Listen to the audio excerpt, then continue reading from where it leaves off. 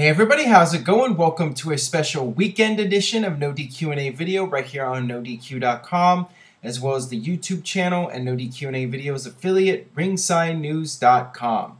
Got your questions here from spring.me/Aaron Rift. So let's get started today with the first one from Sam Axe. Hey Aaron, I was thinking of credible opponents for Brock Lesnar to face until WrestleMania. What do you think about Batista versus Lesnar? Do you think the crowd would be behind Batista this time around? And is that a feud you would like to see? Thanks. I definitely feel that that is a marketable match. Batista versus Brock Lesnar, Beast versus Beast. Seems like a logical choice to have Batista challenge Brock Lesnar at some point. Don't see Batista winning the title, but I do think it would be a good match to do while Brock Lesnar is WWE champion. So I'm almost expecting it to happen at this point. And Brock the Animal asked me, with the rumors of Batista and Brock Lesnar, do you think it would live up to the expectations or would it be a letdown, and how would you book it? Well, when Batista left, he had parted ways with Triple H, so I think when Batista comes back, people are going to want to see Batista versus Triple H. So maybe what you could do is have that match take place, maybe have Batista come back and he still wants his title shot. And Triple H says, well, you can face Brock Lesnar, but if you want that match, you have to go through me first. And then maybe at Survivor Series or whatever, you could do Batista versus Triple H. And then at the Royal Rumble or TLC, you could have Batista versus Brock Lesnar. And I think that that would even do more to get over Brock Lesnar as this unstoppable monster by having him defeat the Animal Batista. So I would definitely do that match at some point while Brock Lesnar is champion. It only makes sense to have that match take place. And, the two of them have not really crossed paths since OVW. So I don't even know if they've had a one-on-one pay-per-view match against each other, and certainly for the WWE title. So I would absolutely book that match. Will it be a great technical match? No, but it would be entertaining, and it's all about the star power and the fact that you have two larger-than-life monsters clashing. It's like two monster trucks, so it definitely would be good for business.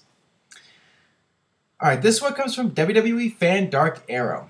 Hey Aaron, what did you make of WWE not wanting Kurt Angle? I mean, he has the skills to offer WWE and could be a legit contender to Brock Lesnar. Well, I think the main concern in WWE over the years with Kurt Angle is that, they're very concerned about him having an issue in WWE to the point where he could possibly die in a WWE ring, or he could die while under contract to the company. And I think that there's a fear there. When Eddie Guerrero died, WWE did get some negative publicity.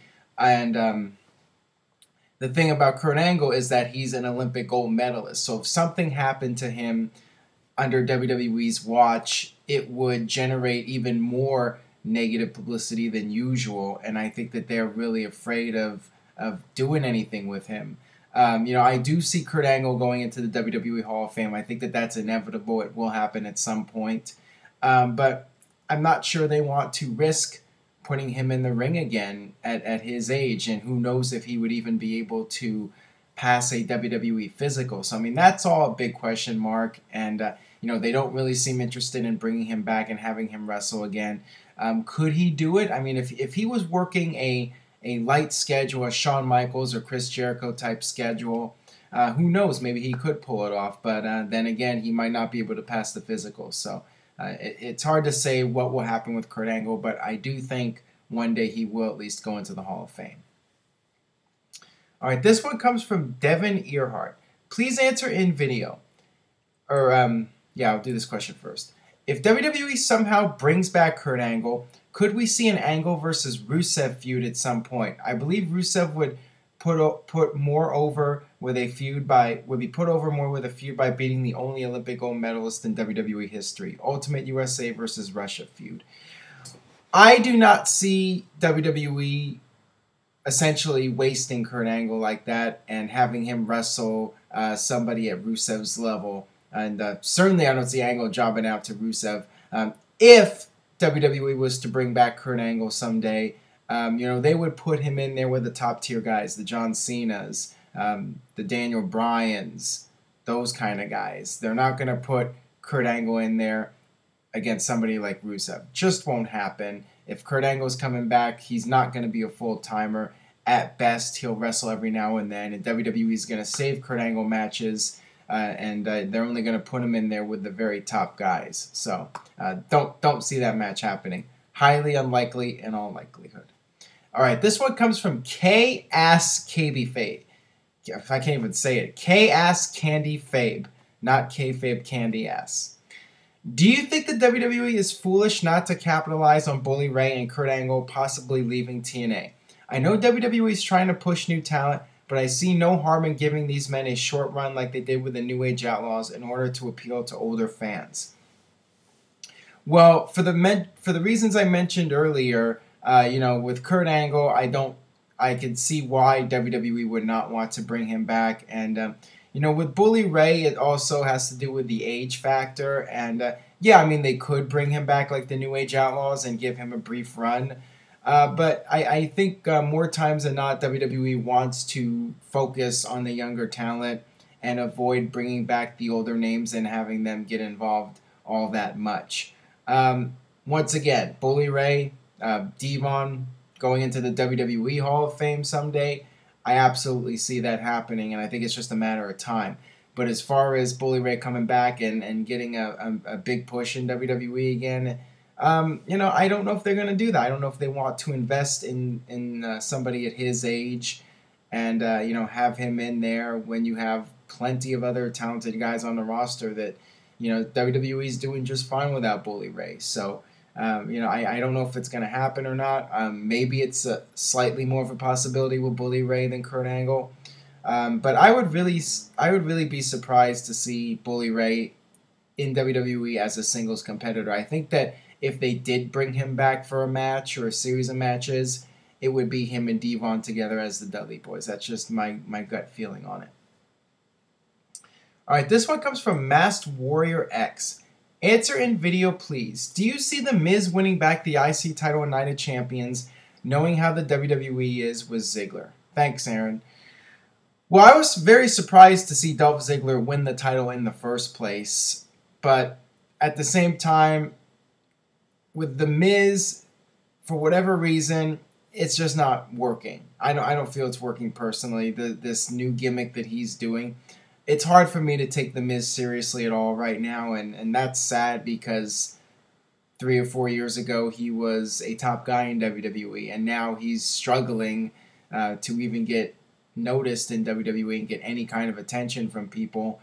And the IC title, some people will say that Ziggler brings more prestige to it and he's a better fit for the IC title. Some feel that the IC title holds you down, but let's look at it realistically here. IC title or not, Dolph Ziggler is seen at a certain level in WWE, and I don't think he's going to be pushed again in that main event spot. So at least he's got something going for him right now, and he has the IC title at least. So I don't know if it's gonna be a title change at Night of Champions or not.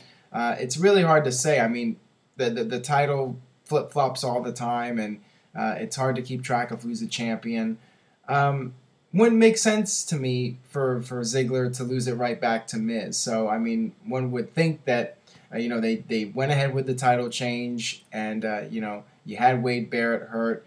You've had a bunch of title changes. One would think you would try to have a steady champion and establish somebody as a champion for a period of time now. So one would think Dolph Ziggler would stay as champion, at least for the time being.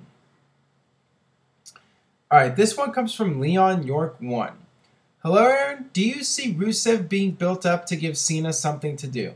Assuming that his record makes it that far and WWE isn't forced to change up any of their plans.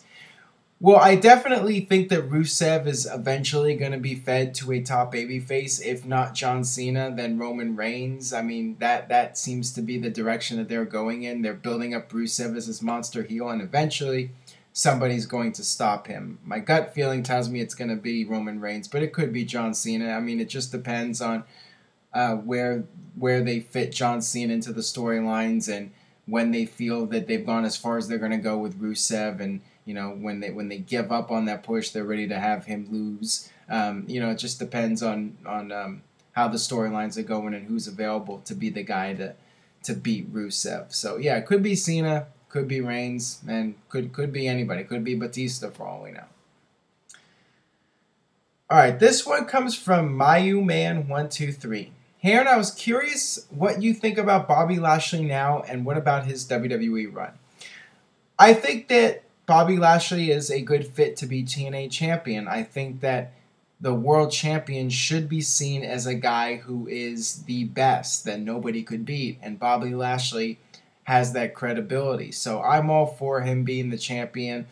I think I would prefer a homegrown talent in TNA to be champion, but Eric Young just wasn't working as an underdog champion.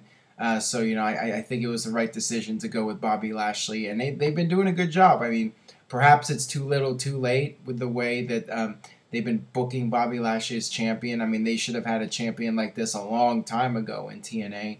And, they're just doing it now where they're giving him clean wins against top baby faces, and they're really establishing him as a monster. They should have been doing this a long time ago. And as far as his WWE run, I mean, it was decent. I would have to say it was a disappointment. Yes, he was in a key match at WrestleMania, but, he was only there about 2 years, and he didn't exactly light the world on fire. He was ECW champion, but that didn't really get over well with a lot of people. So yeah, I mean, I think he could have done a lot more in WWE. So I would definitely label it as a disappointment. All right, that'll wrap things up for this edition of No DQ&A video. Check out NoDQForums.com, the new No DQ discussion group. If you enjoyed today's video, please share it on Facebook and Twitter. Tell a friend about No DQ&A video, and I will see you guys next time.